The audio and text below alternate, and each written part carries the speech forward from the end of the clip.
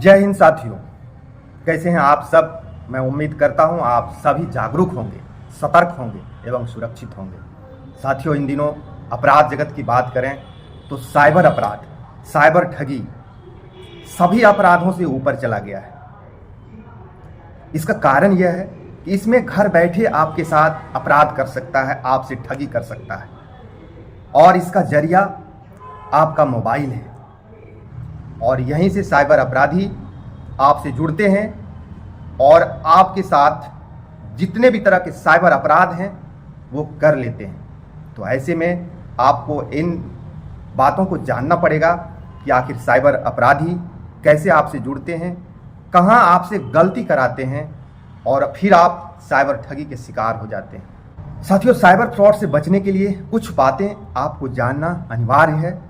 Number 1, जब भी कोई अनजान नंबर से फ़ोन आए, कॉल आए और आपसे पैन कार्ड, आधार कार्ड, बैंक डिटेल कुछ मांगा जाए तो इसे नहीं देना है।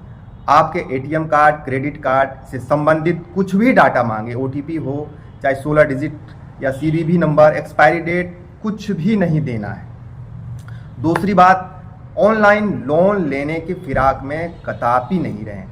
भूल कर भी ऑनलाइन लोन नहीं लें।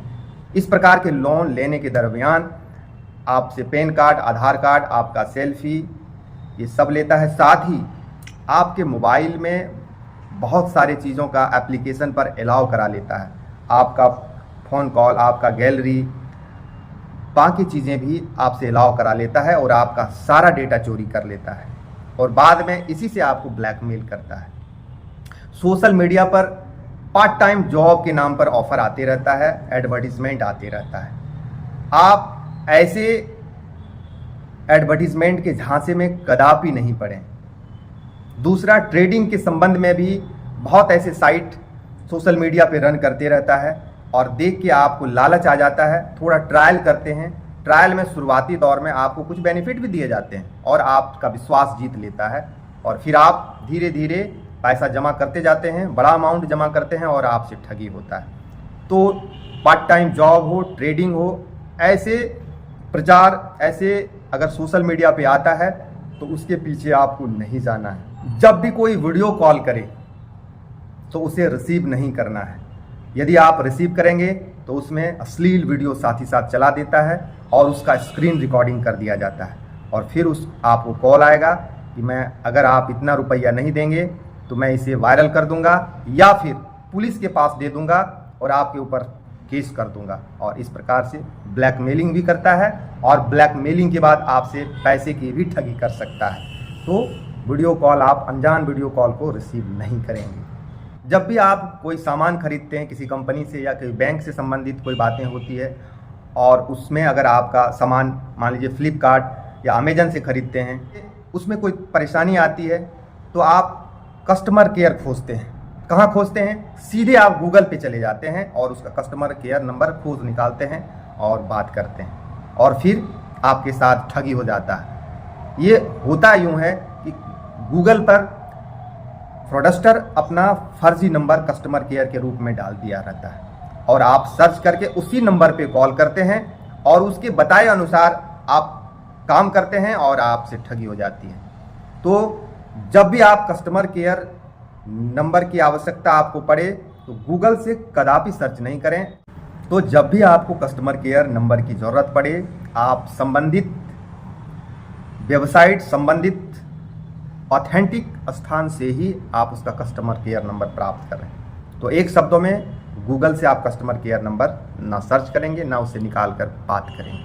आपको कोई फ़ोन आएगा और कुछ पहचान बताते हुए बताएगा कि फलाना मैं आर्मी ऑफिसर हूँ और चूँकि मेरा ट्रांसफ़र हो गया है इसलिए मेरे पास जो भी घरेलू सामान है, फर्नीचर, गोदरेज, बहुत सारे महंगे सामान, आपको फ़ोटो भी भेजेंगे और उसका दाम बहुत सस्ता बताएगा। आप लालच में आकर उसे पेड करेंगे।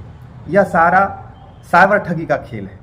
इस तरह का कोई आर्मी ऑफिसर ट्रांसफ़र होकर ऐसा कोई सामान नहीं बेचता है, यह आप मान लें। तो जब भी इस तरह का कोई कॉल आए तो आप उसे रिस्पॉन्ड नहीं करेंगे, उसके कहने अनुसार आप उसे रुपया ट्रांसफ़र नहीं करेंगे। एक और तरीका बहुत प्रचलन में है पुलिस ऑफिसर बन करके आपको फ़ोन करेगा और बात बात में आपसे पूछ लेगा कि आपका बेटा कहाँ है, तो आप बताएंगे बेंगलोर में पढ़ने गया है या मुंबई में है। जहाँ बताएंगे बोलेगा कि आपका बेटा यहाँ पर एक रेप केस में गिरफ्तार हुआ है या आर्म्स एक्ट में गिरफ्तार हुआ है और यह जेल जा रहा है। फिर आपको कुछ बात कराना चाहेगा, रोने की आवाज़ आएगी और आप घबरा के बचाने का उपाय सोचेंगे और उसी पल वो उसके द्वारा आपको अकाउंट नंबर या फ़ोन पे नंबर उपलब्ध कराएगा और उसमें आपसे लाख, 2 लाख, 5 लाख की मांग करेगा और आप बिना देर किए, बिना छानबीन किए तुरंत आप पैसे ट्रांसफ़र कर देंगे और फिर आपसे ठगी हो जाएगा। तो इस प्रकार का कोई भी पुलिस ऑफिसर बन के फ़ोन करे, उसका लक्षण है उसके व्हाट्सएप नंबर, वो व्हाट्सएप कॉल करता है, व्हाट्सएप कॉल करेगा और व्हाट्सएप में उसका पुलिस यूनिफॉर्म में डीपी लगा हुआ रहेगा। हो सकता है एक सेटअप भी दिखा दे, एक आध पुलिस कर्मी वर्दी में एक कोई आदमी भी दिख जाए, लेकिन रियल में पुलिस पदाधिकारी ऐसे कोई व्हाट्सएप कॉल नहीं करता है और पैसे की मांग नहीं करता है। तो इस तरह का जब भी कॉल आए आप उसे रिस्पॉन्ड नहीं करेंगे। दूसरा, एक इंटरनेशनल दोस्ती करता है, बहुत विश्वास में लेता है और फिर वो आपको $10,000 $20,000 के गिफ्ट भेजते हैं और फिर कस्टम से फ़ोन आता है कि आपका इतने $10,000 या $20,000 के आपका पार्सल है, इसके लिए आपको कस्टम ड्यूटी देनी पड़ेगी। तो 25-50 हज़ार 1 लाख रुपये आपसे डिमांड करेगा। चूँकि आप लाखों के गिफ्ट को पाने के लिए आप 1 आध लाख रुपया तुरंत पे कर देंगे। तो मुंबई से फिर नेक्स्ट जगह पे आएगा, फिर वो कॉल करेगा कि मैं पटना से बोल रहा हूँ या कहीं अन्यत्र बताएगा, यहाँ से यहाँ एक पार्सल आया है आपका विदेश से, इसे लेने के लिए आपको इतना रुपया यहाँ जमा करना पड़ेगा।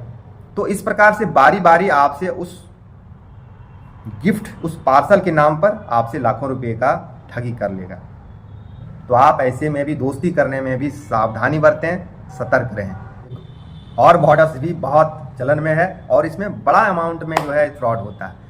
एक रिकॉर्डेड मैसेज आता है, आपका सारा मोबाइल नंबर बंद किया जा रहा है टेलीकॉम कंपनी के द्वारा, और फिर आप उसके साथ इंटरेक्शन करते हैं, बात करते हैं और फिर वो किसी पुलिस को कॉल ट्रांसफ़र करता है, सामान्यतः मुंबई पुलिस को कॉल ट्रांसफ़र करता है और फिर वो बात बात में आपको बताता है कि आपके इस नंबर से मनी लॉन्ड्रिंग का केस हुआ है और आप धीरे धीरे जो है आपको लपेटे में लेता है। आपको कोई प्रिंटेड कंप्यूटर जनरेटेड लेटर भेज देता है आपके नाम से, क्योंकि उसी बात के दौरान आपसे आधार कार्ड वगैरह ले लेता है और इसलिए आपका नाम मालूम होते हुए एक कंप्यूटर जनरेटेड लेटर आपको भेजता है। इससे आपको और डराता है और फिर आपको डराना धमकाना शुरू हो जाता है और जैसे जैसे आप डरते हैं आपको फिर एक अरेस्ट वारंट भेज देता है। यह सब देख के आप खूब डर जाते हैं, फाइनली आपको डिजिटल अरेस्ट कर लेता है। इसी को डिजिटल अरेस्ट कहते हैं कि आप ना किसी से बात करेंगे, ना आप कहीं जाएंगे और आप मेरे वीडियो कॉल पे कंटिन्यू बने रहेंगे, अन्यथा मैं अभी आपके घर पुलिस भेजता हूं और आपको गिरफ्तार करवा लूँगा। और इस बीच में आपका अकाउंट में जितने पैसे हैं सारा डिटेल लेता है और 1 बाय 1 करके सारा ट्रांसफ़र करा लेता है। रियल में ऐसा कोई प्रोसेस नहीं है पुलिस का कि आपको डिजिटल अरेस्ट करे। यदि आप पर मनी लॉन्ड्रिंग का केस होगा तो पुलिस आपके घर पहुंचेगी, विधिवत कार्रवाई करेगी। फोन मुंबई से बैठे बैठे आपको अरेस्ट नहीं कर सकता। कुल मिला के ये साइबर ठग का कारनामा है। तो इस बात को आप भली भांति समझ लें कि जब भी इस प्रकार का कोई मैसेज, फ़ोन कॉल आए तो आप अलर्ट हो जाएं। यह एक ज्वलंत समस्या बन गई है साइबर ठगी। दूसरा, इसका कोई बड़ा उपाय नहीं है सिवाय अवेयरनेस का, जागरूकता का। यूँ तो हम लोग कार्रवाई कर ही रहे हैं, करते जा रहे हैं, लेकिन उससे ज़्यादा जागरूकता आवश्यक है। इसलिए साथियों, आपसे अनुरोध है कि मैंने जितने भी मॉडल्स इस वीडियो में बताया है, यह आप अपने परिवार में सभी के साथ डिस्कस करें, शेयर करें, अपने परिजनों के साथ, अपने मित्रों के साथ, अपने पड़ोसियों के साथ इस बात को रखें, डिस्कस करें। इस साइबर ठगी क्या है, इसमें किस प्रकार से साइबर ठगी किया जाता है, इन सारे मॉडल्स के बारे में, अपराध शैली के बारे में आप बताएं। और यह सिर्फ पुलिस के लिए ही नहीं, सामान्य आम जन के लिए यह चुनौती है। इसलिए इसमें आपका सहयोग अपेक्षित है। आप हमें सहयोग करें, इस बात को अपनों के बीच में फैलाकर, अपनों के बीच में शेयर कर। तो तब तक आप अपना एवं अपनों का बहुत ख्याल रखें, जागरूक रहें, सतर्क रहें और सुरक्षित रहें। आप सभी का बहुत बहुत धन्यवाद। जय हिंद।